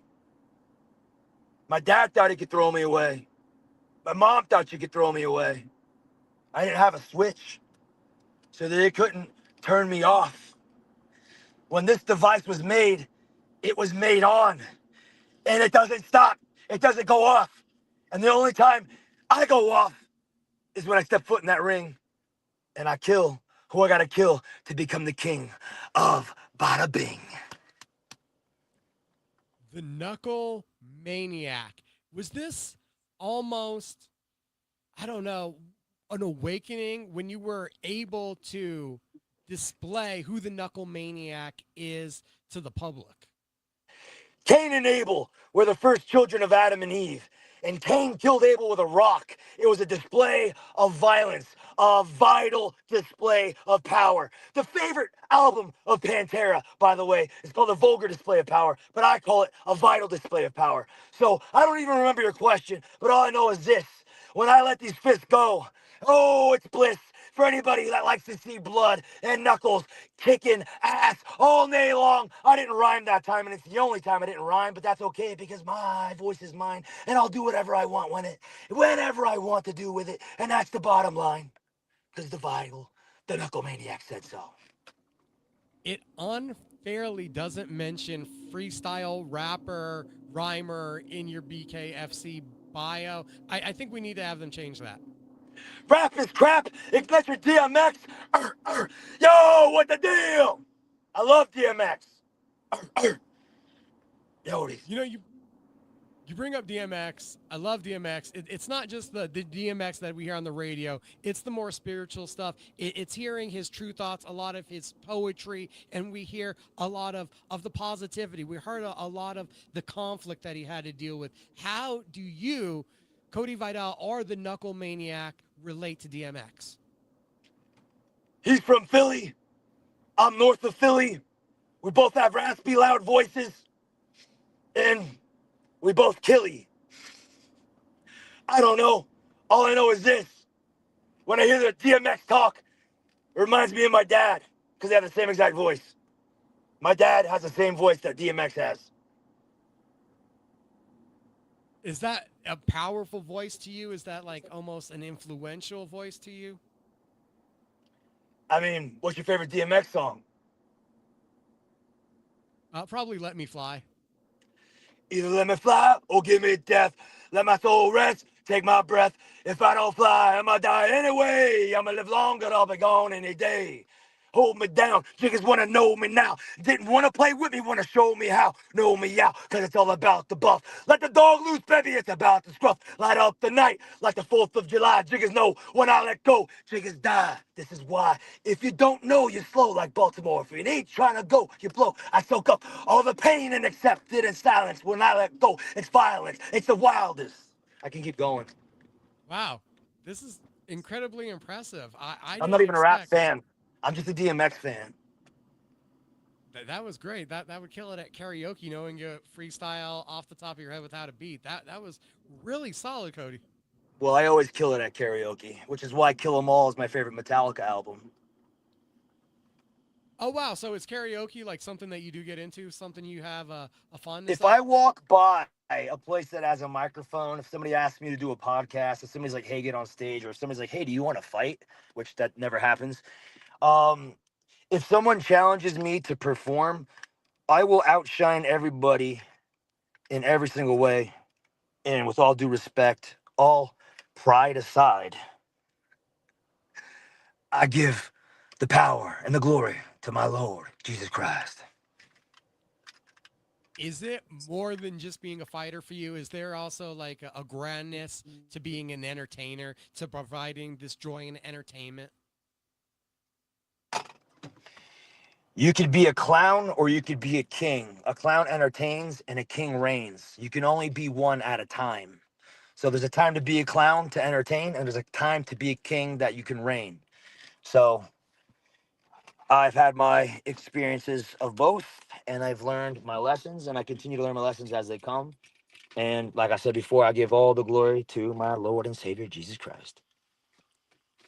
From a bare knuckle fighter, I don't think many people anticipated a character, anticipated the dynamicness that we get from Cody Vidal. Not to mention, we've already, if you follow along in your journey, know well about your feeling about the power of the mind and hypnosis. How much do you feel you just break the mold of a combat sports athlete? All the intensity that you see, I just keep that inside. It's time released. So I stay calm.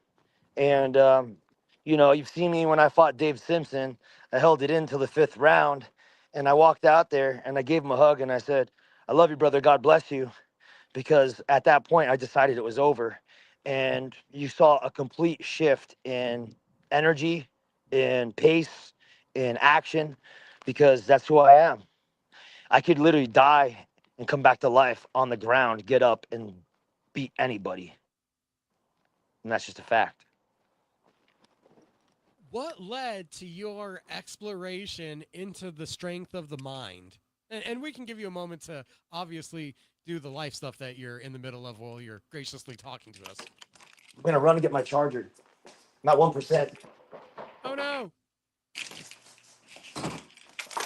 If it dies and you cut out, the link is still good. If it you're dies, able to it connect. dies. I'm here. I got it. Okay, let me put a light on. What was that question? When did you start to dive into the exploration of the power of the mind? I mean, I always did to a degree because I had to. I wrote a song when I was 17 years old called Forever I Fight. And I'll just give you the lyrics off the top of my head. Fought my whole life, fought to survive, fought my own mind to keep my sanity alive. Won many battles, won many wars, never accepted defeat, forever waging war. War, fight, fight, fight, forever I fight. Taught myself to try, taught to never quit. Actually, taught myself to fight, taught to never quit. Fight until I die. My will is infinite. Failed many goals, failed perfection, never lost my soul. Forever determined, determined. Fight, fight, forever I fight. This cannot be stopped. This can never die. No. I cannot be stopped. I will always fight. This cannot be killed. This will never die. Fight, fight, fight. Forever I fight. And when I write words down or when I speak, I'm willing to fight for them. I'm willing to kill for them. I'm willing to die for them. But most importantly, I'm willing to live for them. And all of creation is nothing but sound. Sound creates, that's my son made that for me. I guess it's like the sign of the covenant or something. It's a rainbow. It has nothing to do with gay pride, trust me. Um, but yeah, man. I forgot what I was saying, but you asked me about the power of the mind, and oh yeah, cymatics is the study of sound and how sound creates physical environment. So all physical objects, all physical matter is made of energy, and this energy has their frequencies. These frequencies create sacred geometrical shapes. These sacred geometrical shapes create patterns. These patterns create physical reality. And so when God says, I spoke a word and created the universe, the word universe means one word. So the words you speak, I think Conor McGregor said it. If you can see it in here and you can speak it, it'll come true, which by the way, I've been saying that I am going to meet Conor McGregor. I am going to be friends with Conor McGregor. I'm going to train with Conor McGregor. I am going to work on Conor McGregor's mind. I'm going to pray with Conor McGregor. I've been saying it for a very long time. Guess who just moved like a couple miles from me? Oh wow, Conor McGregor. That's and we know he has a big recovery ahead of him currently with the ACL injury and And surgery. guess who had that same ACL injury? How long ago was that for you? It was fucking back in like 20.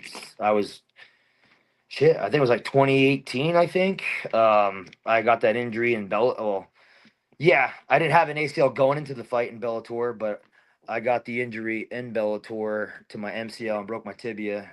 I wonder if Connor's getting the surgery done at the same place I got it done at. That'd be interesting. Also, at least for him too, modern medicine every couple of years it seems like getting better and better. So ACL doesn't sound as bad as it did 2 decades ago. I have a cadaver in my knee. I have a dead person walking in my knee. So yeah, I mean with stem cells and with fucking AI, who knows? They could probably program. They could probably create their own robotic cells that go on there and just fuse everything together. Because I know you can detach it. You could try to reattach it itself. You could go with the cadaver ligament. How did you feel that the cadaver ligament worked out for you? I mean, I'm the Knuckle Maniac.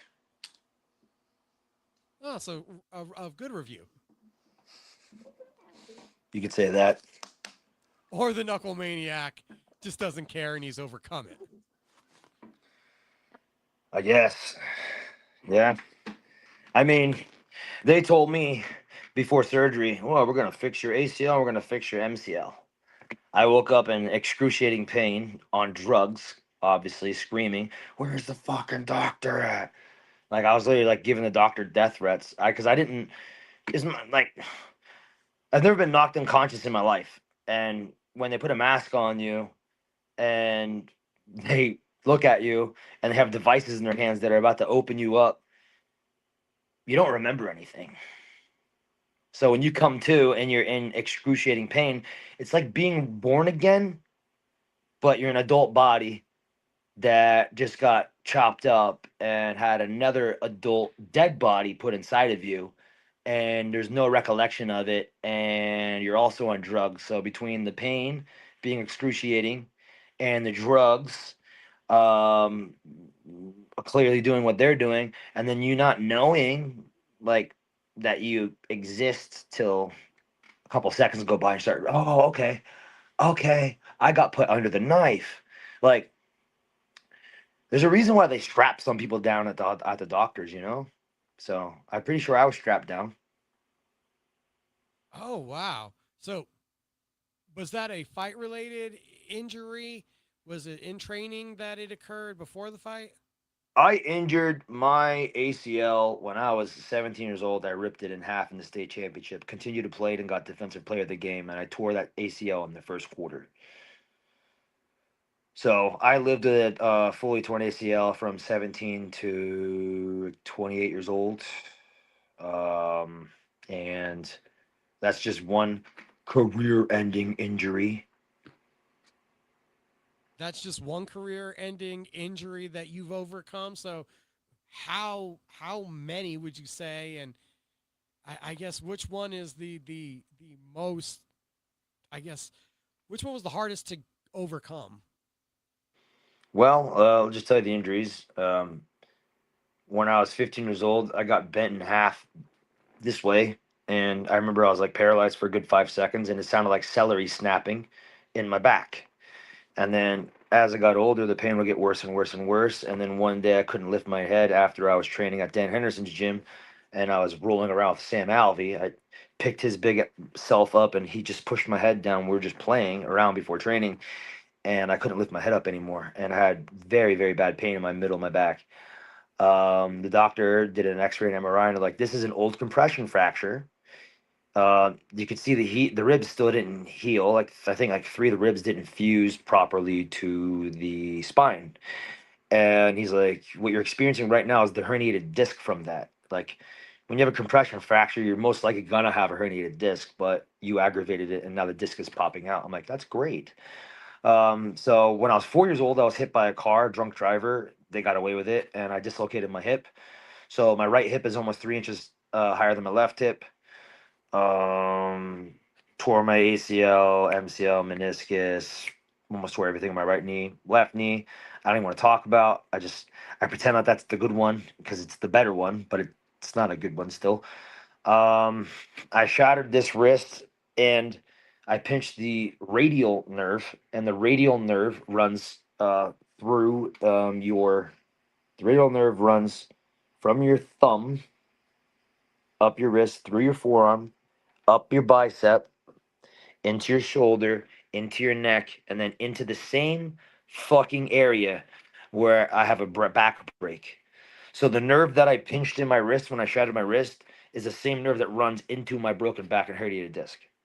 So those two were just like battling on who could torture me the most throughout my whole life from 15 years old.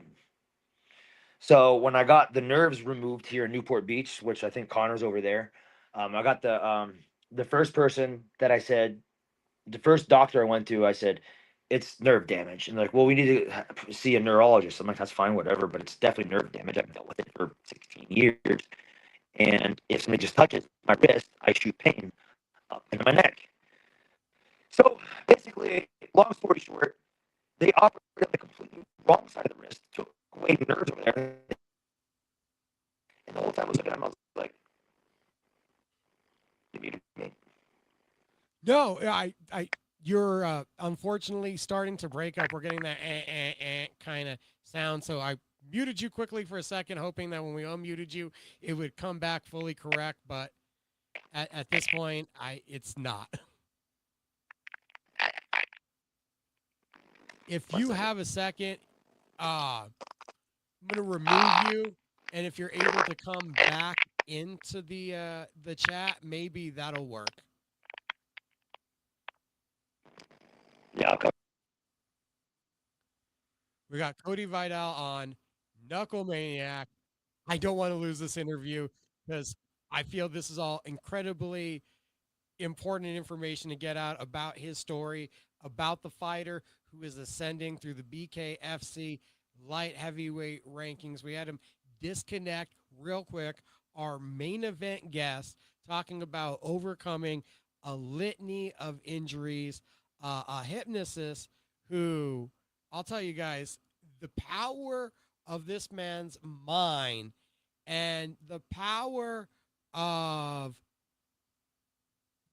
his ability to overcome career threatening injuries, not just adversity in the ring, but what he's overcome.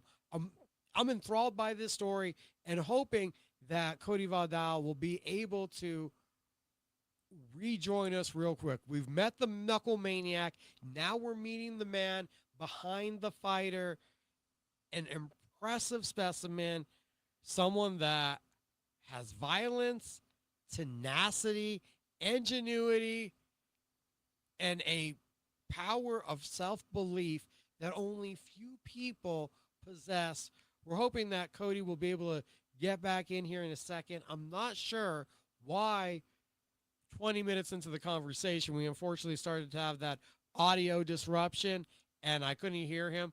Quickly tried to mute him. Hopefully maybe that would reset things. But at this point, we're hoping that we can get the Knuckle Maniac back in here. I'm actually going to send him another invite real quick. Would like to finish up this conversation. It might even go a couple minutes longer. Let's see if we can get him back in here. I'm going to send a second invitation real quick. We haven't even got the opportunity yet to touch on his upcoming fight, August 21st. Everybody going to be back in the BKFC at Mohegan Sun. See if we can add him back into the conversation. Are you there, sir? Let's do it again. Yeah, unfortunately, we still have the audio disruption. Why? I don't know what happened all of a sudden. That's weird as we were going good for a good 20 minutes there. The devil fucks with me all the time.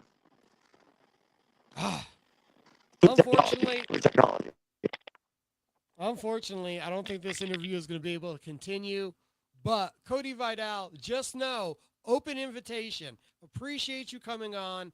Loved hearing the story. I'd love to hear more about it and even talk to you about the upcoming fight, August 21st. But apparently this audio disruption isn't going to allow us to continue. Truly appreciate you coming on tonight. Hey, man. I mean, at the end of the day, it's just a fucking audio disruption. And, you know, not everybody can get their favorite fighter's favorite fighter on a podcast. So if anybody has a problem with this, I got 2 words for you. Knuckle up! August 21st, we can actually hear you a little bit better right now. Do you see the championship on the other side of one more victory, August 21st? Oh, if you want to see a championship, tune in that day. And that's all I got to say. Because I know the very next play. Joseph Greer likes to use his length. He likes to control distance. He wants to try to make it a lower pace fight. We know there's no lower pace to the Knuckle Maniac. What do you think this bout looks like? Respectfully, victory for the Knuckle Maniac, your favorite fighter's favorite fighter. You know what? The audio disruption is actually kind of clearing up a little bit. Our favorite fighter's favorite fighter. The BKFC even has the most hated man in combat sports. The characters are starting to build around the promotion. And Cody Vidal, just not a character, but someone that is tried and true and proven the power of the mind. I need to know, when did you start to look into hypnosis and taking your life in that direction and using your power of your mind to be a public speaker? When I was 30 years old, I did hypnotherapy. It got rid of my anxiety and my depression. At 3 years old. 30. Oh, at 30. Okay. Thought that If I came was, out wrong. I might have been depressed and anxious at 3 years old. Yeah. What was the process of the discovery to learn how to be able to do such a deep mental tactic on yourself? It was do or die. You know, it was if I continue thinking these thoughts, I'll continue feeling these emotions. I'll continue feeling these emotions. I'll continue doing these actions. If I continue doing these actions, I'll continue creating this reality. And if I continue creating this reality, there ain't gonna be a reality. Glad to see that you created this reality and that we are living in the reality of a knuckle maniac on the cusp of a light heavyweight title shot, a guy that endless energy and a lot of positivity that you bring to this sport in a way that I think it's much needed. Yeah, man. And you asked me earlier about August 21st. All I gotta tell you is we're gonna have a special guest in the crowd, and he has 3 championship belts, and he said that the Knuckle Maniac is his favorite fighter. If the distortion was breaking up too much for you guys, the Knuckle Maniac just said that one of his biggest fans, a 3-belt holder, will be in attendance August 21st. We're talking about Lorenzo Hunt. Hopefully we can see a Juggernaut and a Knuckle Maniac share a squared circle. I think that'd be an incredible fight, sir. And I truly, again, appreciate you for taking the time this evening to join my fight show. You're very welcome, brother. Thanks for having me. And if anybody's interested in the power of hypnotherapy, if anybody's interested in just becoming the best person you can be, start with the Christ Yeshua HaMashiach. And yeah, the hypnotherapy is very, very powerful. It's literally how you program your mind in any way. And yeah, I could say so much more about it, but you know, we're here talking about fighting, and we're here talking about August 21st against Joseph Career. I take the fight just like I take any other fight. It's kill or be killed, it's do or die, it's eat or be eaten, and I'm always hungry. Even when I'm full, I'm always hungry. You know why? Because that's the bottom line. Doesn't matter why. Jabroni. The Knuckle Maniac is a character. We appreciate Cody Vidal. You have a great night, sir. Too sweet. And that's for life.